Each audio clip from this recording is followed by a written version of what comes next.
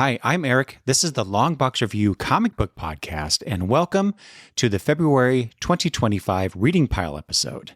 This is the episode where I briefly discuss the comic books I read the previous month, which, as I'm recording this, is March, which means it is for February, as I just said, and which numbers 82 total comic books. Before I get into my reading pile, I wanted to remind everyone that I'm participating in the JS April event from the Fire and Water Network. So let's listen to the promo. Back in 1940, 8 sensational heroes united to create the world's very first superhero team, the Justice Society of America. Now, 85 years later, we're gathering podcasters and bloggers from around the globe for a month-long celebration in an event we're calling JS April. Throughout April 2025, join dozens and dozens of podcasters and bloggers as they each share their own unique tributes to the original and greatest superhero team. Get ready for an all-star month of beloved characters, fascinating insights, and incredible stories. Follow the action on social media with the hashtag JSApril, and visit our website for a complete list of participating podcasters, bloggers, and what they're each covering at fireandwaterpodcast.com/JSApril. And so keep an eye out for my episode, which will be sometime in April. I haven't decided when I'm going to release that. But I'm hoping it'll be in the first half of April.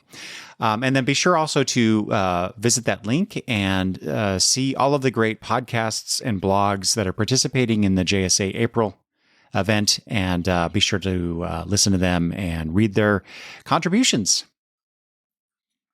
Finally, before I get into my reading pile, I wanted to let you all know that I plan to do a live Zoom chat in the future to celebrate my 15th anniversary of podcasting, of the Long Box Review comic book podcast empire.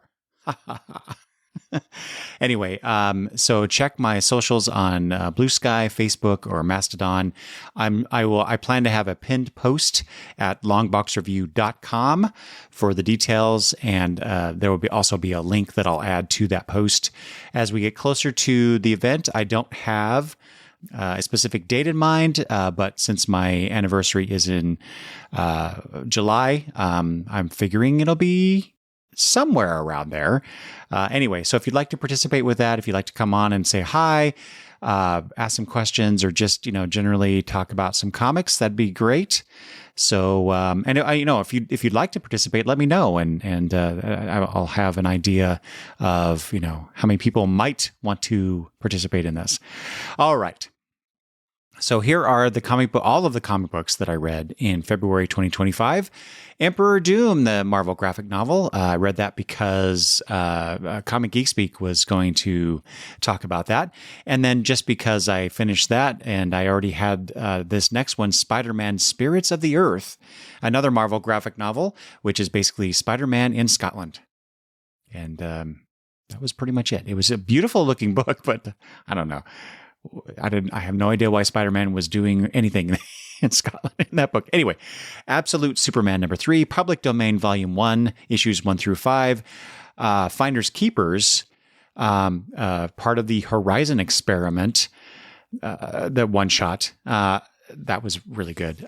Saga 71, Batman Superman World's Finest 35, Batman and Robin Year 1 4, Jupiter's Legacy Requiem. As I went back and read that miniseries that precedes Jupiter's Legacy Finale, so I had an understanding of what it was I was reading in Finale.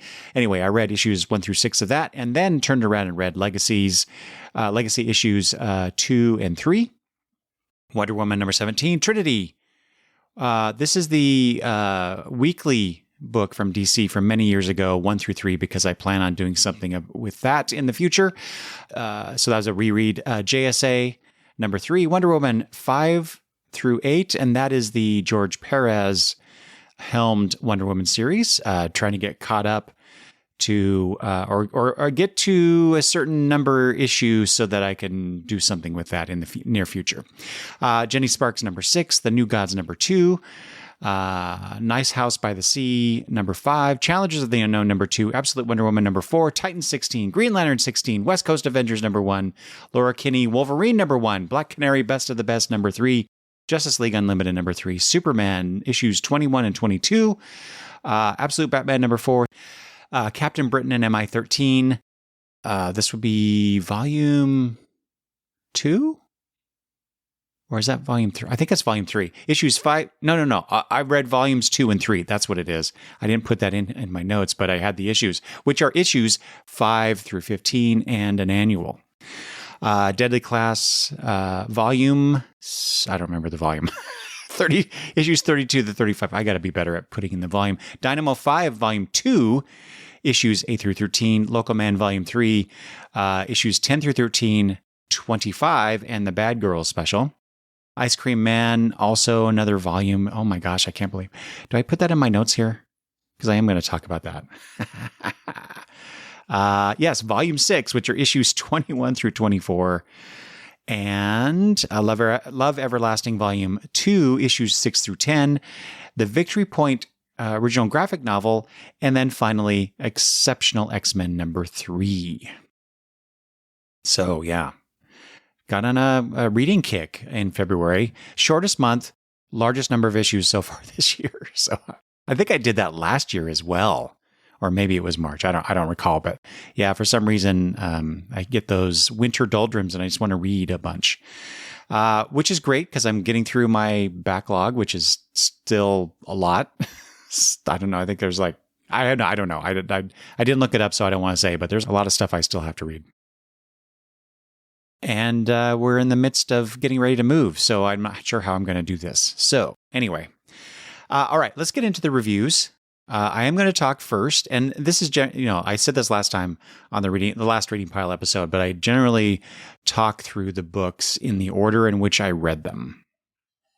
So first up is Public Domain by Chip Zdarsky. This is the first volume, issues 1 through 5.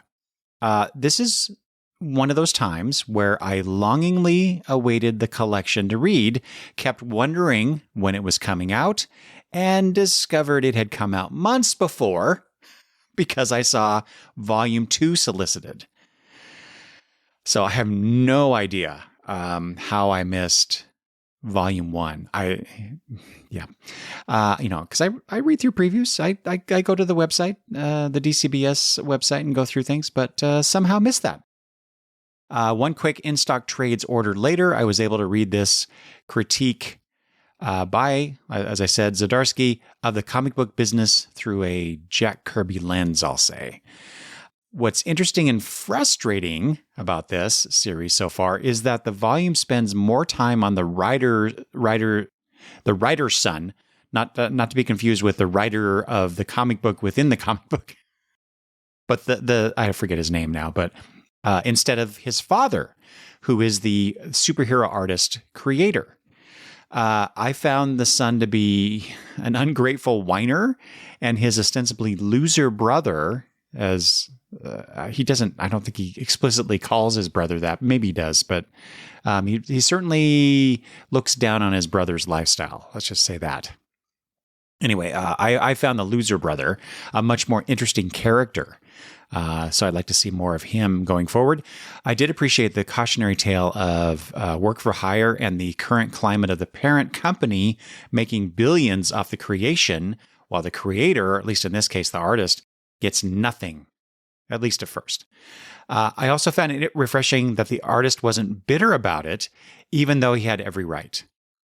I also love the dad's vision, once he has the rights back, to create more comic books, to do it with his sons.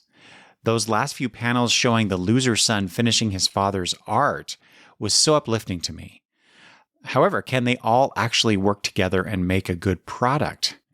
I don't know, but I'm looking forward to reading volume 2, which I, at the time of this recording, just received a few days ago. So that's going near the top of my reading list.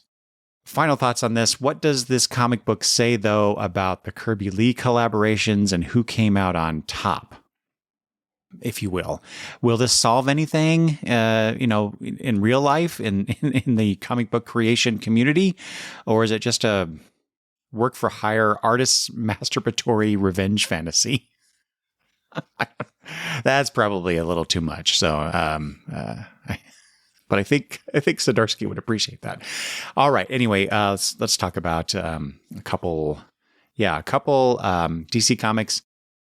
Titans number 16. So I continue my slow experimentation with DC's All In initiative, even though I'm months behind, with my favorite team characters. I say that, but it's between the Titans and the Legion. So anyway, there's no Legion book right now. I was not happy with this title from the Dawn of DC relaunch, so I was hoping for something better with this new initiative, and it was okay. Just okay. I have the same response I did to, as I talked about last time, to Challengers of the Unknown, but a little less so, meaning that the Titans are part of the Justice League and their own thing. And as Donna asks, as Flash makes his spiel about the Justice League membership, quote, "What's that mean for the Titans?" Indeed. Then there's a completely unnecessary fight scene involving a Tamaranian, Karkaline, maybe? Karsaline? I don't know. Things get back on track when the assembled Titans sans Wally in what I will say, I don't know where, this is the first time I've seen this, but I've heard comments about it on Blue Sky. Horrible costume design. That black and red thing? What the hell? Yuck. Apologies to the artist who designed it, but I don't like it. And then Arsenal also joins. Anyway, those Titans arrive at the tower where Nightwing announces he's stepping aside as leader and Donna will be taking on the role. The last time I remember this happening in the New Titans era, I think, Donna didn't do a great job, but I blame Wolfman for a bit of character assassination then. So, but it was a fun story because, she was overwhelmed, and she was doing her best, and she had a bunch of, I'll just say ne'er-do-well Titans, or Ersatz Titans backing her up, and it wasn't the best situation for her. So anyway. As far as this story, predictably, the Titans are attacked, but by an old Green Arrow villain, which I have to admit used an interesting way to incapacitate the team in the issue. However, I'm sure Donna will figure out a way out of this situation in the next issue. All in all, I was not wowed by Layman's story and the Woods art, while it was kinetic. The story gave me little emotionally. Plus, Woods just draws Donna weirdly. I'll read issue 17, but I don't know if I'll read much more based on what I'm seeing here. Plus, Nightwing's not in it, so that's a big draw for me. Anyway, all right, on to Green Lantern number 16. Opposite of Titans, where we see the team starting essentially at ground zero again, Green Lantern begins at the end of something that came before, which I think I have to go back and read now, and it's all action, action, action. I'm confused a bit, though, even though there is a previously captioned box on page 1, but man, if it isn't a rush visually. Harmonico's art does the right job per scene, but it's Fajardo's colors that really make this book pop. And that's essential for a book that depicts the emotional spectrum. And I've said this before about Green Lantern books. Man, if your color artist is not on top of his or her game, you might as well just, hang up your ring. Hang up your brush? Yeah. Hang up your keyboard? Mouse? What? Okay. Anyway, while Hal Jordan serves as narrator for much of this issue, it's what happens with Star Sapphire and the one page with Kid Lantern that makes me want to read on. So they're building up a mystery from the ashes of the previous storyline, and there's going to be some reverberations from that as well. But they're, going forward, they're building momentum. And I just didn't feel that with Titans at all. So I shouldn't compare it. Different creative teams, different characters, all that. But I had a much better reading experience with Green Lantern for sure. All right, Marvel. Let's go to Marvel for a couple issues as well. A couple number ones, new issues for me. West Coast Avengers. I've always liked the West Coast Avengers concept since the first miniseries back in the 80s, so I decided to give this a shot. So not being an Iron Man reader, the 2020 series notwithstanding, I've talked about that before, I was curious, for those who know more, is the Silver Centurion armor his favorite as stated in this issue? It's not mine, but is it that? Is that really, has that been stated? Is that canon in Iron Man history, or is it Ryder Dugan using that as an excuse to get Tony in the same armor he was in the original or the previous run of West Coast Avengers? And as I remember, was that Tony or was that Rhodey that was in that suit? Or maybe it was both of them at one point or another. Anyway, just curious. So if you know, please let me know. However, I buried the lead for this book. Ultron is good now, or at least this Ultron. That was a surprise. What is up with that? Why is the Ultron project, as Tony refers to it, going to get Stark in trouble, which is what Spider-Woman says to him in this. Why is Blue Bolt there? Why is Spider-Woman? Why do we need 3 Iron Men on the team, counting Ultron? Just all these questions just came up. And I should have guessed which character would provide the cliffhanger ending, even if Dugan is ripping off Doctor Who's Cybermen. Finally, I love letterer Caramagna's font choice and design on the credits page, and also I think the final page. It just looks lovely for a essentially.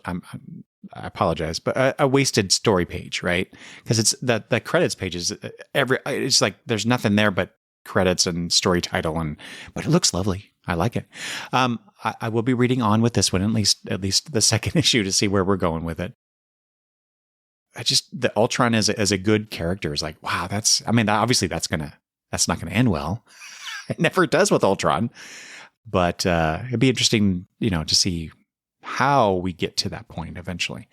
All right, Laura Kinney, Wolverine #1.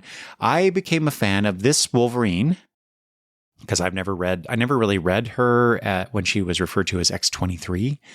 To me, she is Wolverine. She is another Wolverine. Anyway, I became a fan of hers in the Hickman-written X-Men comic book, and I guess I expected more of that vibe, and I don't know why, because that's not fair, given different writers, different artists' take on these things. And also, I haven't read beyond the Krakoa era with this character. This is it's during the Krakoa era that my vision of Wolverine, Laura Kinney Wolverine, is what she is. And then I jumped ahead to the post-Krakoan era version of the character. So, maybe something happened in between that would inform what I'm seeing in this. So I have to go back and finish that Krakoa era stuff for sure. Anyway, regardless, in this new series, Wolverine has decided to help mutants however she can. And oh, look, there's also the Oasis organization that purports wanting to do the same.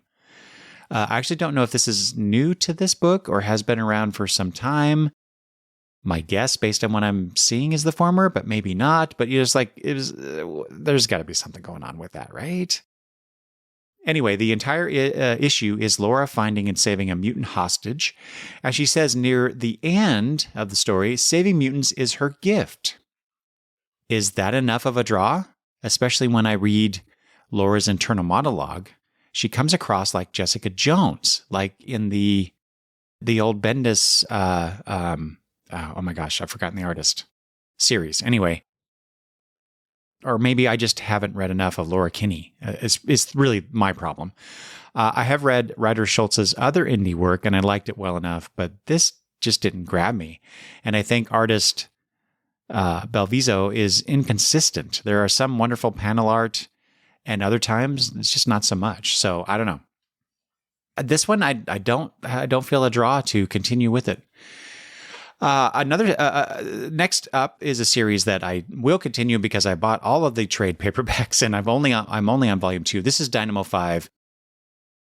Much like some of the other books of the complete list, I came back to this title after a long absence. And while I was confused by some of the details I forgot from the first volume, I mean, we are talking years, folks, that I read volume 1.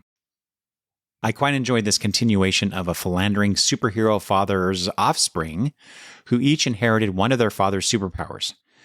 In this volume, there's a lot of internal struggle between the team and Captain Dynamo's widow, Maddie.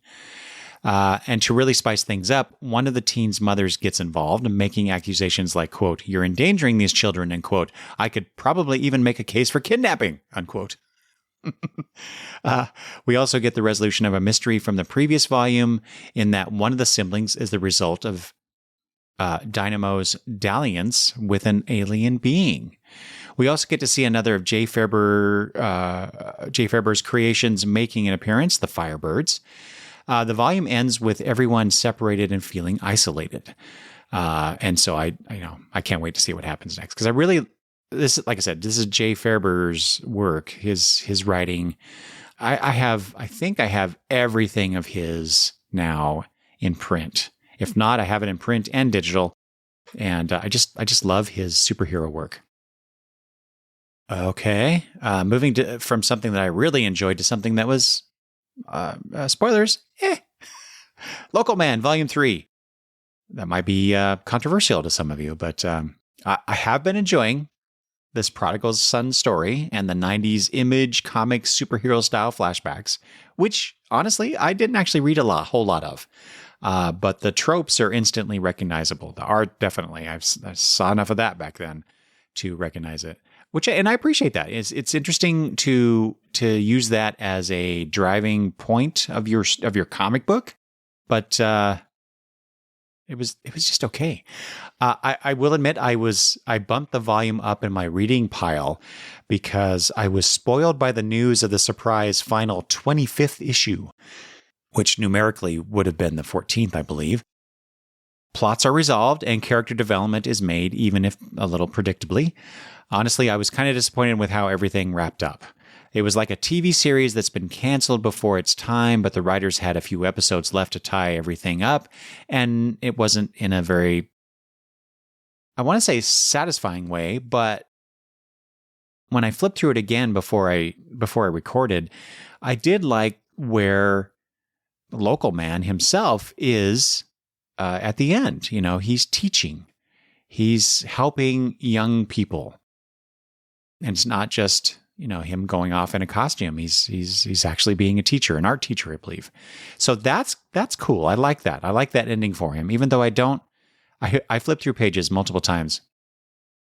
I don't understand where maybe I just am forgetting something from the previous volumes or the artist was inconsistent, but he has this, what looks like a robotic arm in the last few pages of that final issue, but he doesn't earlier in the same issue. Anyway, I probably just missed something, but I bumped up against it because it seemed like a huge inconsistency. But overall, except for that nice little, happy ending, I suppose, at the end, I think of the series now as a comet. It burnt bright briefly and faded away. Then again, I think we need to win these days. So, why not Local Man, right? Okay, on to something really great. I really enjoyed reading Ice Cream Man Volume 6. I say this every time I return to the series. Why do I wait so long? Every issue I've read has been fantastic. I can't think of a bad one. This particular set of issues continues the trend. Issue 21 is about a PI looking into the disappearance of ice cream men and having to make a life-altering choice that, well, it was, again, kind of a happy ending, which that doesn't really happen in this book. There's also shades of Watchmen in this story as well. Issue 22 is about a young woman who just found out she's pregnant and who is being haunted or tortured, both, by a Christmas gift advent calendar that her parents have used every year or for many years with her. But just like issue 21, she also has a somewhat happy ending. So it was weird in this volume. However, issue 23 returns to form for Ice Cream Man. Issue 23 is about a TV nighttime host who suffers a tragedy, but the details are revealed through newspaper interviews with the various people involved. And those interviews, those text pages, are on the left side of the 2-page spread as you're turning the pages. And on the right are some of the visuals described in the interviews as we are moving towards the fateful event of the involving the nighttime TV show host. And then that conceit is tossed aside when we get to seeing the horrifying segment involving that host and a python.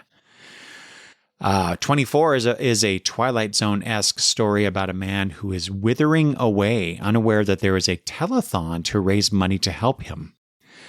There are 2 obits at the end of this, one involving a dog that is our fault as readers.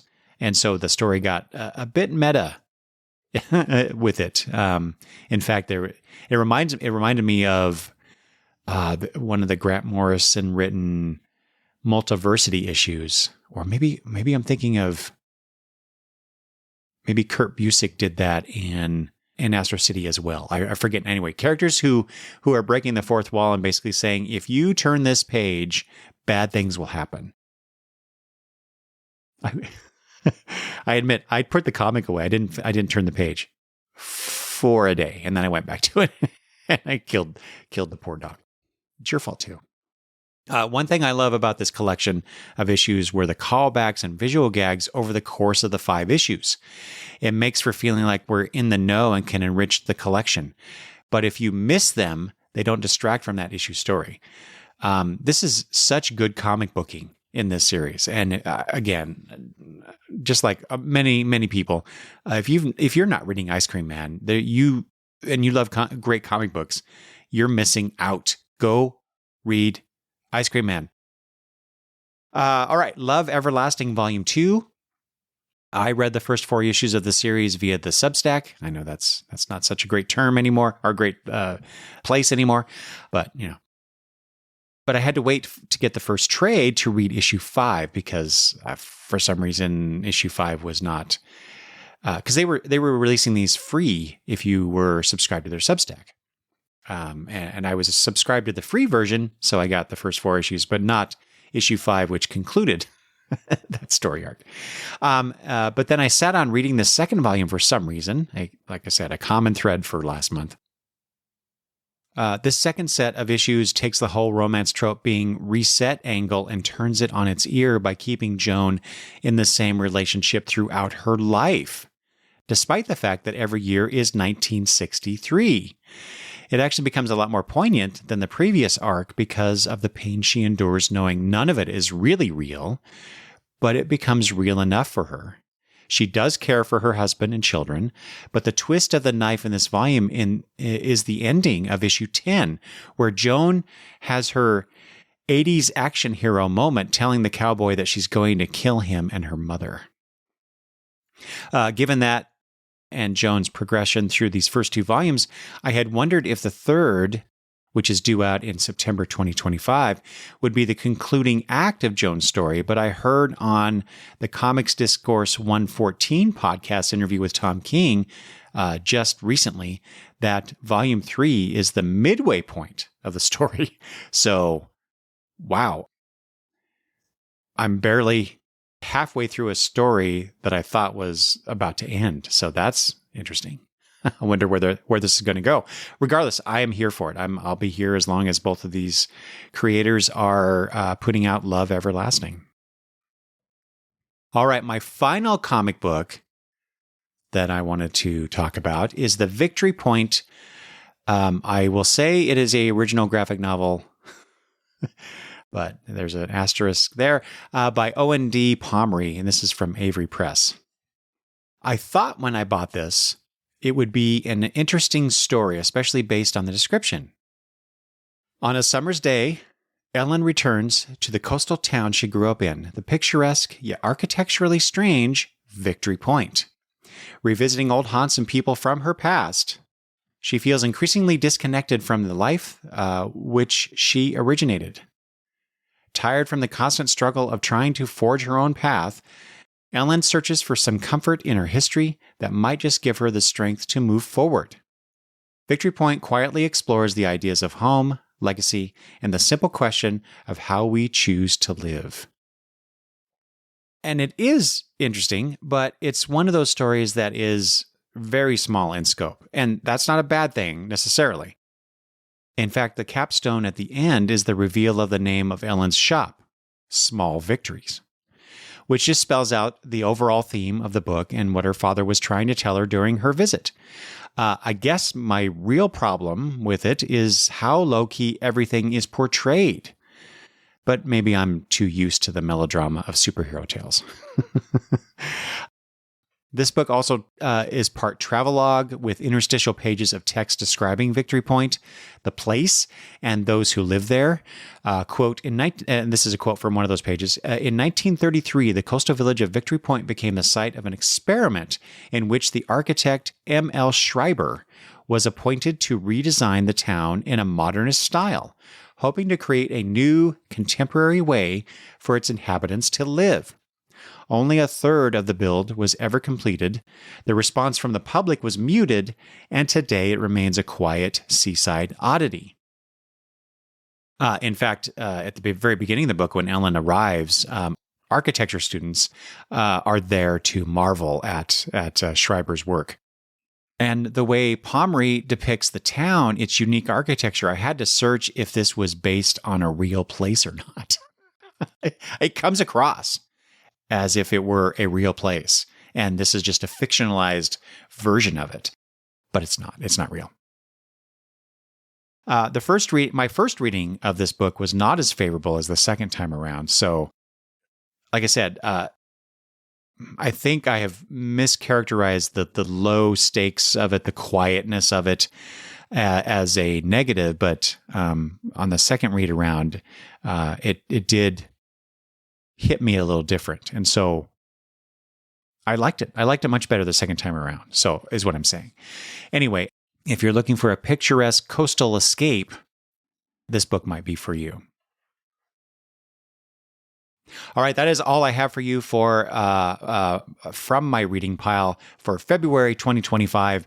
Please send feedback about this episode to longboxreview@gmail.com. You can leave voicemail or text me at 208-953-1841 or contact me via social media at Longbox Review on Blue Sky. Thanks for listening. Please remember to leave a 5-star review on Apple Podcasts and Pocket Casts, Spotify, and everywhere that you get your podcasts that allow that. Anyway, thanks for listening, and I will talk to you later. Bye-bye.